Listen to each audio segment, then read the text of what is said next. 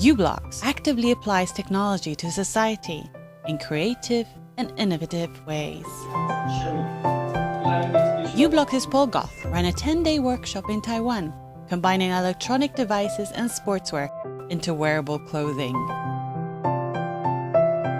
The workshop was aimed at fashion design students, showing that electronics is accessible and can open up a whole new set of creative possibilities for garments. For instance, speed is sent to the sock over Bluetooth. The cyclist's sock vibrates to indicate how quickly they need to pedal. Or using a phone to discover the position and sending it to leggings. The leggings give feedback on the position accuracy through vibration and sensors. And for cyclist safety, using the phone and Bluetooth to control LED lights and knitted leg warmers.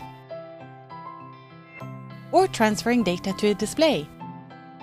The top has the player's number in LED lights, he scores, and the LED lights make a dynamic pattern celebration. And using movements to control lights as the dancer performs, the LED top changes color depending on the arm position, bringing a new dimension to the performance.